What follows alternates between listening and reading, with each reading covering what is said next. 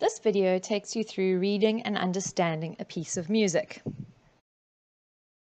Let's have a look at this example. This is a song called Immediate Dispatch. It is a children's song, but it contains many of the different things we've discussed in class and many of the things you might see in a piece of music. When we look at a piece of music, the first thing we need to look at is the clef. There it is over there. You can see that this piece is in the treble clef, so we can expect it to go from middle C and all the notes higher. So this song is going to be a high-pitched song. We also know how to read the notes already. So if we just look at the first bar, we can see that the first note is on a ledger line, and we know that that note is our middle C. Next to it is D, back to C, and then we go line to line, so we go up to E. We also know that these are quaver notes. Each is worth half a beat, so our timing would be ta-te, ta-te. So we can already tell quite a lot from our first bar. We can also have a look at the contour of the music. So even if you don't read the music, you can have a look that it starts on a note, it goes up, goes back to the same note, skips a note, goes even further up, and then it jumps down again. So if we just play these first few bars for you, this is what it sounds like. Okay, so that's the little part that we've seen with the picture of the contour. Let's look at the timing now in a little bit more detail. How do we find out what the timing of a piece is? Well, we have a look at the time signature. The time signature is over here next to the treble clef. What is our time signature here? It is 2/4. This means 2 crotchets in a bar, or 2 beats in every bar. You might ask at this point, what exactly is a bar? Well, a bar is the distance from one bar line, that's a bar line over there, to another bar line. Over there would be a bar, next to that is a bar, and that is also a bar. You can see that this piece is actually made up of many different bars. To our time signature, each bar should have 2 beats in it. We can check this. Let's have a look here at our first bar. We can see that this bar is made up of quaver beats. Quaver beats are worth half a beat each, and we've got 4 of them. So if we do a half plus a half equals 1, a half plus a half equals 1, 1 plus 1 equals 2.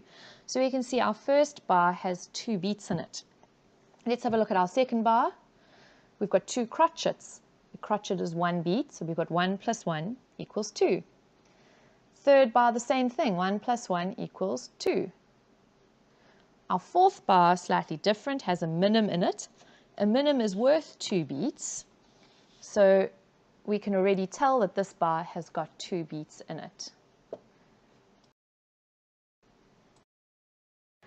Let's now clap the rhythm of this first little section that is circled by the pink box. It's going to go like this. Ta-te, ta-te, ta, ta, ta, ta, ta, ah. At the end of the piece, you'll notice that we have a different kind of bar. So our bars up to this point have had a single line. This bar has got 2 lines. This is known as a double bar line, and it always appears at the end of a piece. Sometimes your double bar line is going to look like this. It's going to have 2 dots next to it. And when we see these 2 dots, that is a repeat sign. So the 2 dots mean go back to the beginning and play the song again. Let's look at some of the other signs that we see in the song. Over here we see the words adagio. This is our tempo marking.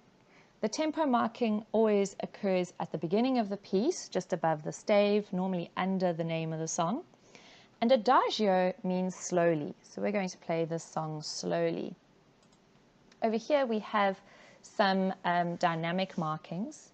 In this case we have a crescendo, which means gradually getting louder. And at the end we have our letter F, and F stands for forte, which means loud. We also have some dynamic markings at the end of the piece. Here you can see a diminuendo or a decrescendo. moving down to a P, and P stands for piano, which means soft. You might also have noticed these letters that occur above the stave. These are the chords that create the harmony that goes with the music. These are the chords that you would play if you're going to play a guitar along with this piece. Or if you're going to play the keyboard, you might play the melody in the right hand and the chords with your left hand. The harmony of the chords creates an accompaniment to the music. So if we go back to our first lecture, we learned about different textures. If this piece were played on its own, just the melody, it would sound like this.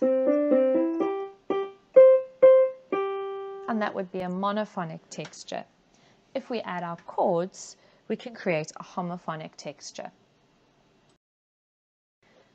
This is what the piece is going to sound like with the melody and the chords in a homophonic texture.